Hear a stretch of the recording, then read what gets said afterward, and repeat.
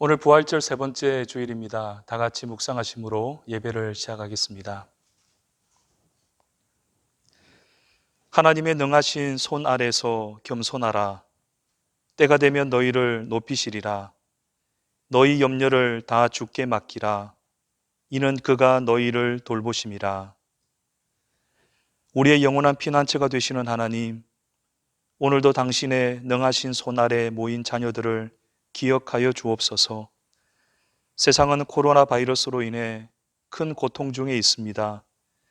지금의 고통도 감당하기 버겁지만 그 끝이 보이지 않아 더욱 고통스럽습니다. 하지만 때가 되면 너희를 높이시리라 하신 약속을 기억합니다.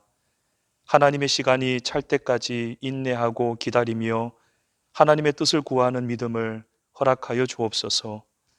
이 시간 예배 드릴 때 우리를 돌보시는 주님의 세심하고 따스한 손길을 경험하게 하옵소서. 그래서 우리를 괴롭혔던 모든 염려는 사라지고 하늘의 평강만 가득 채워지게 하옵소서. 주님만 사랑하고 주님만 높이는 예배 되게 하옵소서. 예수님의 이름으로 기도하옵나이다. 아멘.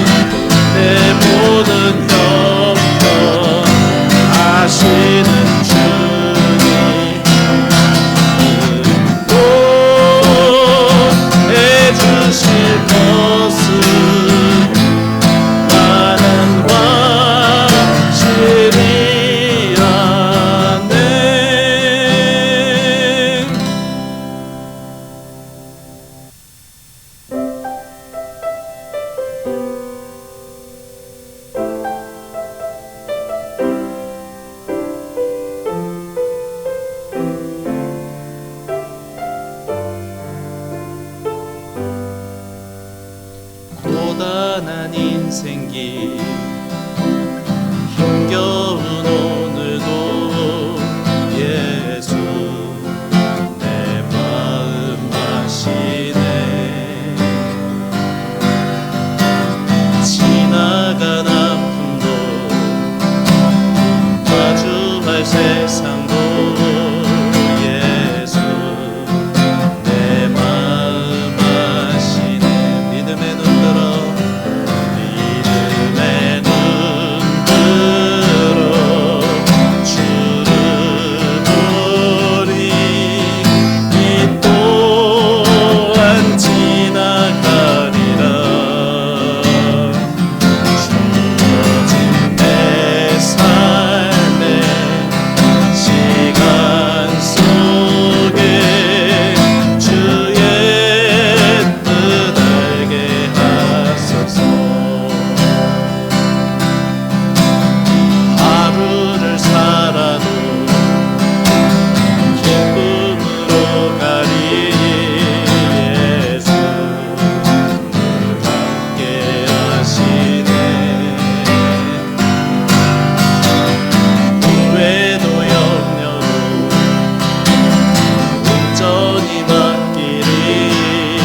예수 늘 함께 하시네. 믿음의 눈 들어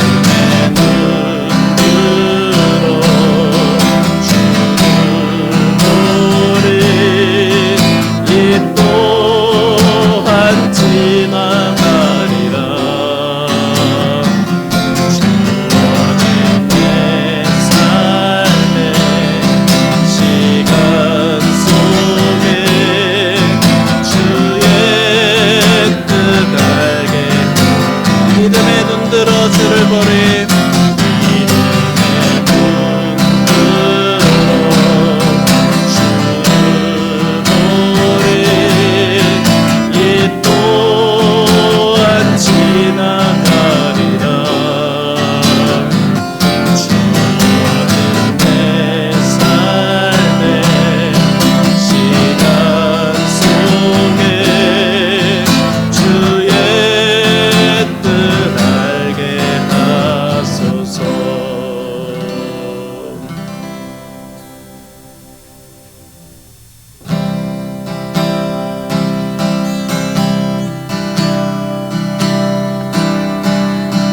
보이지 않는 영원한 왕 홀로 하나이신 하나님, 모든 영광과 존귀를 주께 영원히.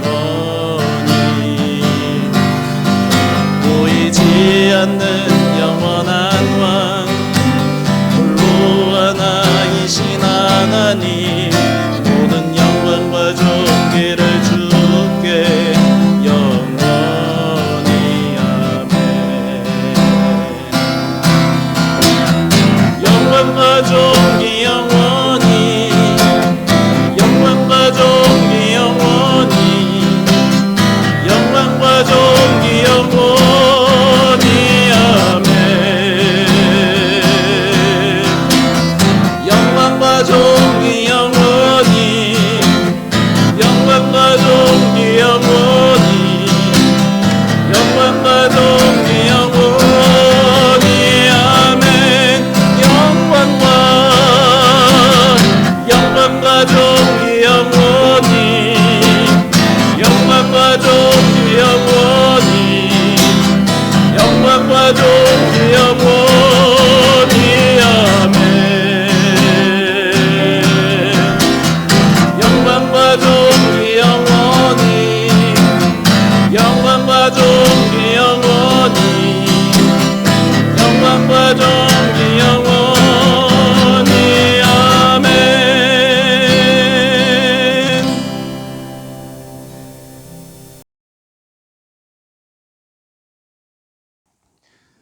성시교독문 53번 시편 121편 말씀으로 함께 교독하겠습니다. 내가 산을 향하여 눈을 들리라. 나의 도움이 어디서 올까? 나의 도움은 천지를 지으신 여호와에게서로다. 여호와께서 너를 실족하지 아니하게 하시며 너를 지키시는 자가 졸지 아니하시리로다.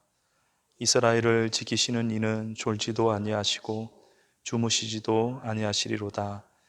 여호와는 너를 지키시는 이시라. 여호와께서 내 오른쪽에서 내 그늘이 되시나니 낮의 해가 너를 상하게 하지 아니하며 밤의 달도 너를 해치지 아니하리로다. 여호와께서 너를 지켜 모든 환난을 면하게 하시며 또 내 영혼을 지키시리로다. 여호와께서 너의 출입을 지금부터 영원까지 지키시리로다. 아멘.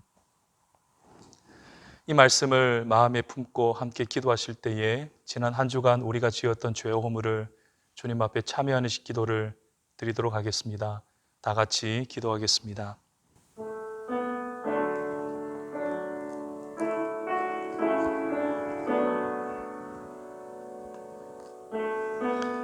하나님 아버지, 우리를 불쌍히 여주시옵소서. 주님, 우리를 불쌍히 여주시옵소서.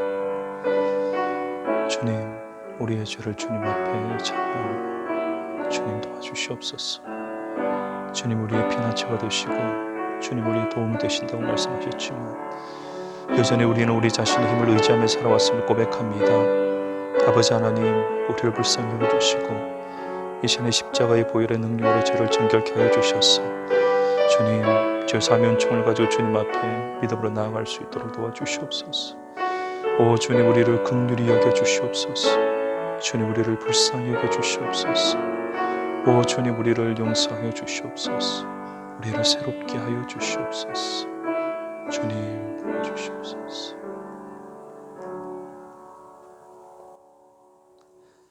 여호와는 긍휼이 많으시고 은혜로우시며 노하기를 더디하시고 인자하심이 풍부하시도다. 아멘. 사도신경으로 우리의 신앙을 고백하겠습니다. 나는 전능하신 아버지 하나님 천지의 창조주를 믿습니다. 나는 그의 유일하신 아들 우리 주 예수 그리스도를 믿습니다. 그는 성령으로 잉태되어 동정녀 마리아에게서 나시고 본디오 빌라도에게 고난을 받아 십자가에 못 박혀 죽으시고 장사된 지 사흘 만에 죽은 자 가운데서 다시 살아나셨으며 하늘에 오르시어 전능하신 아버지 하나님 우편에 앉아 계시다가 거기로부터 살아있는 자와 죽은 자를 심판하러 오십니다. 나는 성령을 믿으며 거룩한 공교회와 성도의 교제와 죄를 용서받는 것과 몸의 부활과 영생을 믿습니다. 아멘.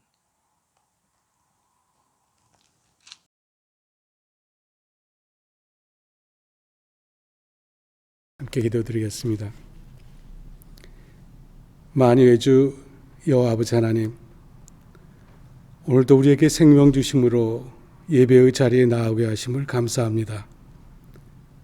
세상은 온통 아주 작은 바이러스로 인하여 일상의 삶들을 제한하고 성도들이 한자리에 모여 예배하는 것조차 누리지 못하는 상황을 맞이하였지만 그래도 우리에게 건강 주심을 감사하고 맑은 공기를 호흡하게 하시니 감사하고 날마다 새로운 말씀을 주심으로 여호와 하나님을 기억하게 하시니 감사합니다.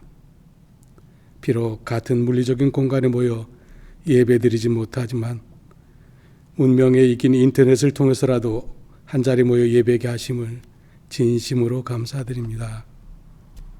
바라옵기는 주님께서 사랑하시는 세만하의 모든 지체들이 머무르고 있는 그 모든 공간에 성령 하나님께서 함께하여 주시옵소서.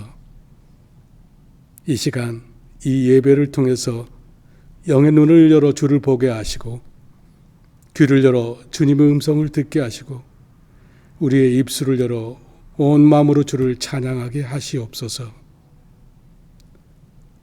분별 없이 분주하게만 했던 지난 우리의 삶을 되돌아보며 회개합니다. 하나님의 선한 청지기로 살고 싶었는데 그렇게 살기보다는 내가 주인인 것처럼 살아왔습니다. 하나님께서 우리를 사랑하시며 허락하여 주셨던 그 모든 것들을 나의 공로로 얻은 것처럼 사용하였고 또한 허비하였습니다. 하나님께서 내게 주신 능력과 재물과 언사와 건강을 난 어떻게 사용하며 살아가고 있는지 바르게 보게 하여 주시옵소서. 우리의 옷깃을 여미고 삶을 추스려서 다시 한번 정돈된 모습으로 주님께 가까이 나아가고자 하오니 주여 도와주시옵소서. 오직 주님께 순종함으로 나아가게 하시고 오직 주님과 동행함으로 평안함에 거하게 하시어 주시옵소서. 언제나 그래왔듯 현재의 코로나 바이러스로 인한 혼란 속에서도 우리를 되돌아보게 하시는 하나님의 사랑과 이를 통해서 더 나은 세상으로 나아가게 하시는 하나님의 그 계획으로 인해서 하나님을 신뢰하며 감사함을 드립니다. 우리가 서 있는 곳에 내가 서로를 위하여 무엇을 할 수 있는지 모든 일들을 기쁘게 감당하고 싶습니다. 연약하지만 부족한 우리들을 통하여 주님의 일을 온전히 이루어 주시옵소서. 우리의 자녀들을 위하여 기도드리오니 이 시기가 저들을 좁은 공간에만 갇혀 머물러 있지 않게 하시고 혹 저들의 삶이 피폐해지지 않도록 저들을 긍휼히 여겨 주시옵소서. 빛의 자녀로서 지혜롭고 아름다운 내일을 준비하는 모습을 그들을 통해서 보게 하여 주시옵소서. 오늘도 단위에 세우신 김민호 목사님을 통해서 공급하여 주실 아버지 하나님의 말씀으로 인해서 감사드립니다. 그 말씀이 우리 모두의 삶 가운데 살아서 역사함으로 성숙한 신앙인으로 바로서게 하여 주시옵소서. 예배의 시종을 성령 하나님께 의탁드리오며 이 모든 말씀을 우리의 구원자, 우리의 참 목자 되신 예수 그리스도 이름으로 기도드립니다. 아멘.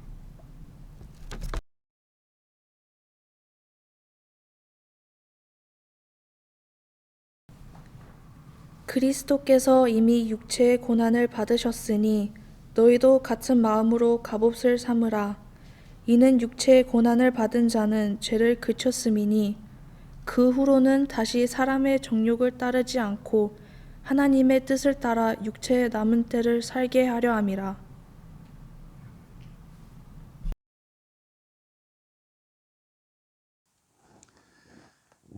사랑하는 세문안 형제 자매들에게 주님의 이름으로 문안 드립니다. 오늘도 함께 모이지 못하고 각자의 자리에서 예배하지만 주님께서 일일이 찾아가셔서 우리에게 평안 주시기를 간절히 바랍니다. 여러분 많이 힘드시죠? 육체적으로나 경제적으로나 그리고 신앙적으로나 모든 면에서 힘든 시간을 보내고 있습니다. 그러나 부활의 주님께서 죽은 것 같은 이 시간을 영광스럽게 변화시켜 주실 것을 믿습니다. 인간에게 고난은 피할 수 없는 숙명입니다. 태어나는 순간부터 죽는 순간까지 다양한 종류의 고난과 더불어 살아가게 되죠. 얼핏 보면 고난이 우연히 찾아오는 것 같지만 섭리적인 관점에서 보면 우연히 생기는 고난은 하나도 없습니다. 모든 고난은 하나님의 허락하에 주어지는 것이라고 봐야 합니다. 만일 이것이 사실이라면 고난을 대하는 우리의 태도도 달라져야 할 것입니다. 그저 불평하면서 체념해 버리는 소극적인 자세가 아니라 고난 속에 담겨 있는 하나님의 뜻을 찾아가는 적극적인 자세를 가져야 할 것입니다. 고난이 우리에게 해롭기만 합니까? 그렇지 않습니다. 고난이 주는 유익이 분명히 있습니다. 몇 가지로 정리를 해보면 첫째, 고난은 보호의 기능을 합니다. 몸이 고통을 느끼는 것은 좋은 신호이죠. 진짜 위험한 병은 자각 증상이 없는 병이라고 합니다. 고통을 느끼기 때문에 몸의 문제를 발견할 수 있고 그것을 해결할 수 있는 것이죠. 둘째, 고난은 단련의 기능을 합니다. 훌륭한 운동선수의 몸을 보면 심하게 일그러져 있는 것을 봅니다. 승리의 영광을 얻기까지 피나는 연습에 고통이 있었다라는 것을 보여주는 것이죠. 셋째, 고난은 성장의 기능을 합니다. 문명의 발전은 고난 극복의 역사와 결을 같이 합니다. 수많은 질병과 싸우면서 의학기술은 발전했고 불의한 권력과 싸우면서 민주주의는 발전했습니다. 교회는 수많은 순교자들이 흘린 피 위에 세워졌습니다. 우리 사람도 고난이 없으면 절대 성장하지 않습니다. 고난은 보호의 기능, 단련의 기능, 성장의 기능을 합니다. 고난을 겪는 것은 분명 힘든 일이지만 우리에게 유익이 있다는 점도 분명합니다. 그렇다면 성경은 고난에 대해서 뭐라고 말씀하실까요? 1절 말씀을 보면 그리스도께서 이미 육체의 고난을 받으셨으니 너희도 같은 마음으로 갑옷을 삼으라. 예수님도 육체의 고난을 받으셨다고 합니다. 예수님도 고난을 피할 수 없었다는 뜻이겠지요. 그렇다면 우리도 고난을 피하지 말아야 할 것입니다. 우리가 예수님을 믿는 이유는 그분의 길과 가르침을 따라가기 위해서입니다. 예수님의 길은 항상 십자가를 향해 있었고 예수님의 가르침은 십자가를 지라는 것이었습니다. 너희도 같은 마음으로 갑옷을 삼으라. 이 말씀은 우리도 예수님처럼 고난을 받아들여야 한다라는 뜻입니다.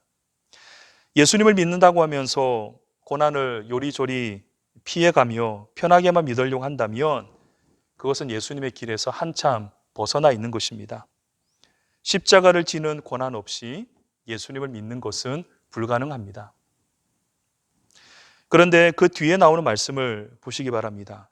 이는 육체의 고난을 받는 자는 죄를 그쳤음이니.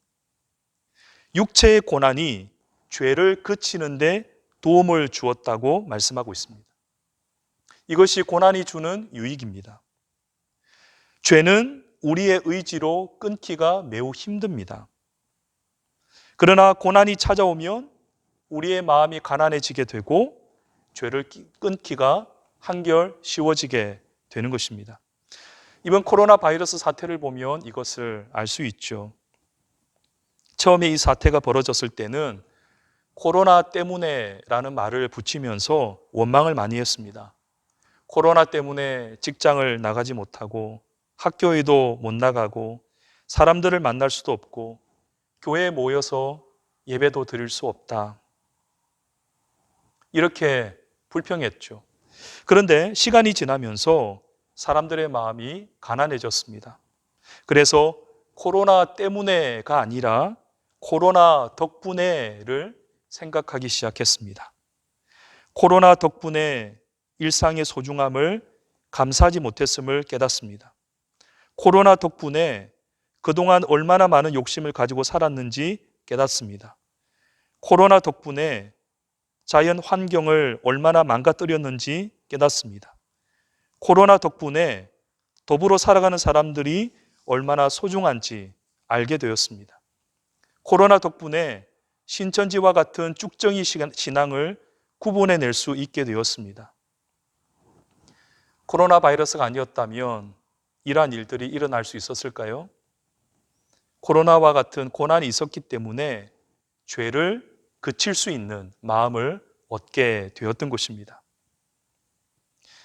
2절에 보면 이렇게 말씀합니다. 그 후로는 다시 사람의 정욕을 따르지 않고 하나님의 뜻을 따라 남은 때를 살게 하려 함이라. 그 후로는 언제를 말하는 것이죠? 즉 고난을 겪은 후에는 어떤 일이 일어난다고 합니까? 사람의 정욕을 따르지 않고 하나님의 뜻을 따라 남은 때를 산다고 합니다. 고난이 우리의 인생의 중요한 터닝 포인트가 되었다라는 점을 말씀하고 있는 것입니다. 만일 우리에게 고난이 없었다면 우리는 계속해서 정욕을 따라 살아갔을 것입니다. 죄를 짓고 있으면서도 그것이 죄인지도 모른 채 살았을 것입니다. 그러나 고난이 있었기 때문에 죄를 정확히 인지하고 나머지 인생을 하나님의 뜻대로 살아갈 기회를 얻을 수 있었던 것입니다. 그래서 이렇게 정리할 수 있겠습니다. 신앙은 고난과 함께 자랍니다. 고난이 동반되지 않은 신앙은 있을 수가 없습니다. 예수님도 고난을 통해 순종하는 법을 배웠다고 합니다. 사랑하는 여러분, 우리가 고난을 환영할 필요는 없지만 고난을 피하지도 말아야 합니다. 고난이 닥쳤을 때 주님을 새로 만나는 기회로 삼을 수 있어야 할 것입니다. 그러면 당장은 모르지만 후에는 그 고난 덕분에 바른 삶을 살게 되었다고 회고할 수 있을 것입니다. 고난이 주는 유익에 관해서 한 가지만 더 살펴보겠습니다. 우리가 앞에서 읽지는 않았지만 12절부터 13절 말씀인데요. 제가 한번 이 말씀을 읽겠습니다. 사랑하는 자들아, 너희를 연단하려고 오는 불시험을 이상한 일 당하는 것 같이 이상히 여기지 말고 오히려 너희가 그리스도의 고난에 참여하는 것으로 즐거워하라.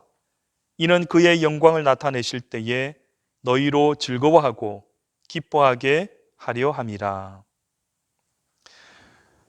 고난의 유익 중에는 당장에 얻는 유익도 있지만 미래에 얻게 될 유익도 있다고 말씀합니다.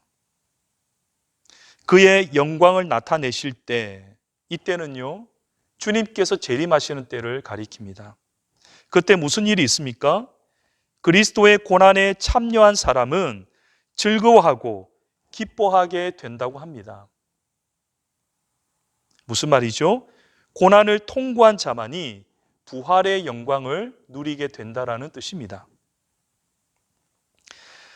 엠마오로 내려가는 제자 이야기를 잠깐 하겠습니다. 이 두 제자는 예수님께서 부활하셨다라는 소문을 들었지만 그것을 믿지는 못했습니다. 그래서 예루살렘을 등지고 엠마오로 내려가고 있었는데요. 그 길에서 예수님께서 그들과 동행하셨습니다. 그러나 예수님을 알아보지 못했습니다. 그런데 밤에 식사를 하면서 떡을 떼어주실 때 그들의 눈이 열렸습니다. 그리고 손바닥에 나 있는 못자국을 보고 예수님인 줄 알았습니다. 떡을 떼어주시는 것은 성목요일의 만찬을 떠올리게 하고 손바닥에 박혀있는 못자국은 성금요일의 십자가를 떠올리게 합니다. 무슨 뜻일까요? 성목요일과 성금요일의 의미를 지나치면 부활의 주님을 만날 수 없다라는 뜻입니다. 제자들이 부활하신 주님을 만날 수 없었던 이유는 성목요일과 성금요일을 외면하려고 했기 때문입니다. 다시 말씀드려서 고난 없이 부활의 영광에 참여하려고 했던 것이죠. 오늘 우리의 모습을 돌아봅니다. 교회와 성도가 부활의 생명으로 충만하지 못한 이유가 무엇일까요? 그것은 바로 고난을 회피하기 때문에 그렇습니다. 십자가는 외면한 채 영광만 얻으려고 하니까 교회가 세상으로부터 도리어 조롱받고 지탄받게 되는 것입니다. 부활의 영광으로 나아가기 이전에, 그 기쁨을 누리기 이전에 남을 위해 자기 몸을 쪼개는 성목요일의 신앙과 남을 위해 아낌없이 피 흘리는 성금요일의 신앙을 먼저 회복해야 할 것입니다. 그렇다면 구체적으로 고난에 참여하는 방법은 뭘까요? 8절부터 10절 말씀을 제가 읽겠습니다. 무엇보다도 뜨겁게 서로 사랑할지니 사랑은 허다한 죄를 덮느니라. 서로 대접하기를 원망 없이 하고 각각 은사를 받은 대로 하나님의 여러 가지 은혜를 맡은 선한 청지기 같이 서로 봉사하라. 서로 사랑하고 서로 대접하고 서로 봉사하라. 그렇게 주님 말씀하십니다. 이것이 고난에 참여하는 구체적인 방법이라고 합니다. 우리가 이렇게 할 수 있는 이유는 우리가 이미 그것을 주님으로부터 받았기 때문입니다. 그게 뭐라고 나와 있죠? 각각 은사를 받은 대로. 우리가 주님으로부터 이미 이란 은혜를 받았기 때문에 이 은혜를 다른 사람에게 흘려보낼 수 있는 것입니다. 김기성 목사님의 책에 이런 글귀가 있습니다. 절망을 극복하는 유일한 길은 자신이 목적이 되는 것이 아니라 남에게 필요한 존재가 되는 것입니다. 누군가에게 나눠줄 사랑이 있다고 생각하면 절대 절망에 빠지지 않을 것입니다. 많은 사람들이 우울증에 시달리는 이유가 무엇입니까? 자기에게서 벗어나지 못하기 때문입니다. 자기에서 벗어나서 다른 사람을 위한 삶으로 나아갈 때 고난을 이길 수 있는 것입니다. 코로나 바이러스가 아직 진정되지 않았기 때문에 서로 직접 대면해서 사랑을 실천하기가 쉽지 않습니다. 하지만 방법은 있습니다. 온라인으로 또 전화로 서로 안부를 묻고 서로를 생각하며 기도해 주는 것은 가능하리라 생각합니다. 아름다운 세상을 위하여라는 영화에 보면 한 어린아이가 세상을 구하는 방법이라는 숙제를 받는데 그것을 생각하다가 이 아이가 고안해낸 아이디어가 뭐냐면 세 사람에게 도움을 주자였습니다. 그러면 그 사람들이 또 다른 세 사람에게 도움을 주게 하는 방식이었던 것이죠. 처음에는 작은 움직임이었지만 나중에는 거대한 움직임으로 번져갔습니다. 그 도시의 거의 모든 사람들이 그 아이를 통해서 또 다른 사람을 통해서 도움을 받는 그런 일들이 일어나게 된 것이죠.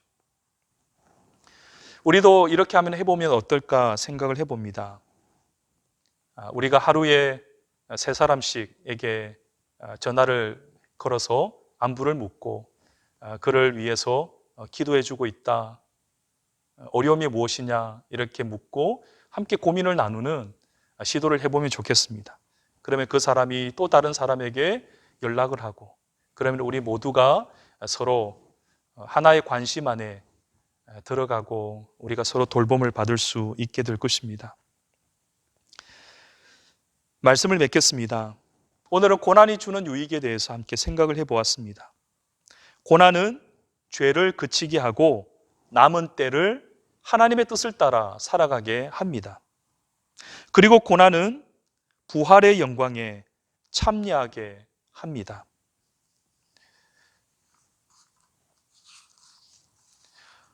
이번 주도 코로나 바이러스라는 거대한 고난에 맞서 싸워야 할 것입니다. 하지만 주님께서 함께 싸워 주실 것입니다. 내일 염려는 내일에게 맡기고 날마다 믿음으로 살아가는 우리가 될 수 있기를 바랍니다. 또한 이 시기를 고난으로만 여기지 마시고 은총의 기회로 삼으셔서 삶의 모든 면이 큰 유익을 얻을 수 있기를 주님의 이름으로 축원드립니다. 우리 같이 기도하겠습니다. 하나님 아버지, 우리에게 고난이 찾아오는 것을 원하지는 않지만 우리에게 찾아오는 이 고난이 우리에게 유익이 있음을 믿습니다. 하나님께서 우리 가운데 이 시간을 허락하신 데는 분명한 목적이 있는 줄로 믿습니다. 이 고난을 통해 우리 안에 있는 죄가 무엇인지 보게 하여 주시고 이 고난을 통해 죄를 끊을 수 있는 용기를 얻게 하여 주시옵소서. 그래서 남은 때를 하나님의 뜻을 따라 살아가는 우리가 되게 하여 주시옵소서. 고난 없이는 부활의 영광에 참여할 수 없다고 말씀하셨습니다. 하나님, 우리가 주님과 함께 고난받기를 주저하지 않고 주님께서 많은 사람들을 살리기 위해 자신을 희생하셨던 것처럼 우리도 다른 사람을 위한 삶으로 나아갈 수 있도록 도와주시옵소서. 그래서 우리가 마지막 때에 부활의 영광에 참여하여 즐거워하며 기뻐하는 우리가 모두가 되게 하여 주시옵소서.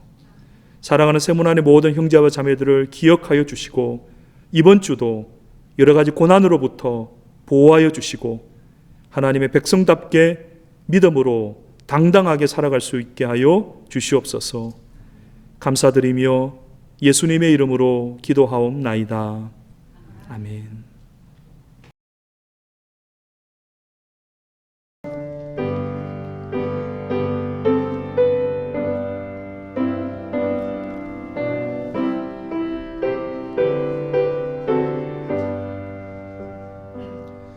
주 안에 있는 나에게 딴 근심이 있으랴.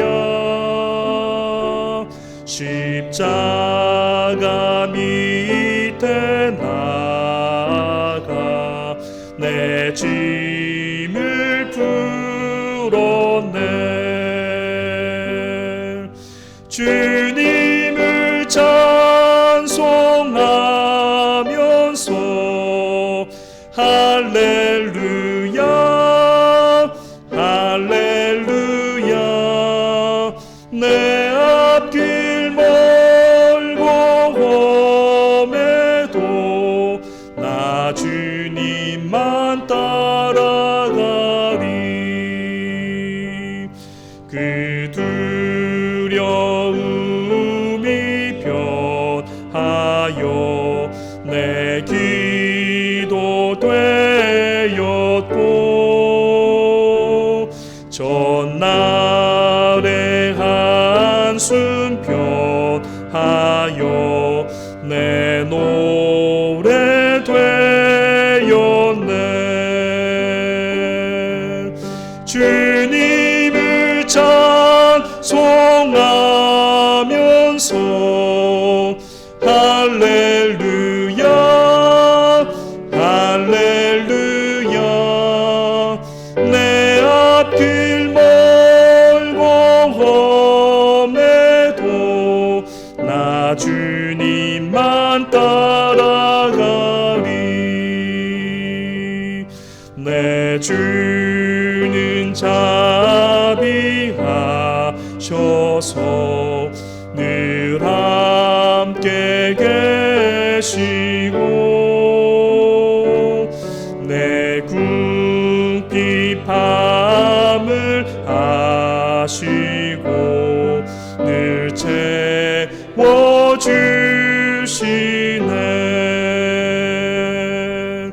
주님을 찬송하면서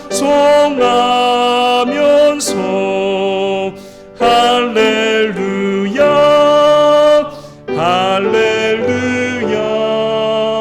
내 앞길 멀고 험해도 나 주님만 따라가리. 내 주와 맺은 언약은 변하시니 그 나라 가기까지는 늘 보호하시네.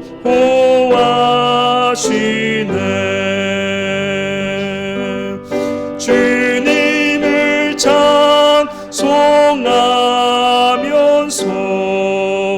할렐루야 할렐루야. 내 앞길 멀고 험해도 나 주님만 따라가리.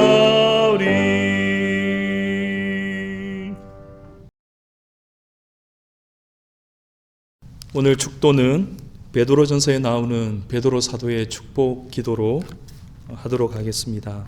다 같이 기도하겠습니다. 모든 은혜의 하나님, 곧 그리스도 안에서 너희를 부르사 자기의 영원한 영광에 들어가게 하신 이가 잠깐 고난을 당한 너희를 친히 온전하게 하시며 굳건하게 하시며 강하게 하시며 터를 견고하게 하시리라. 권능이 세세 무궁하도록 그에게 있을지어다. 아멘.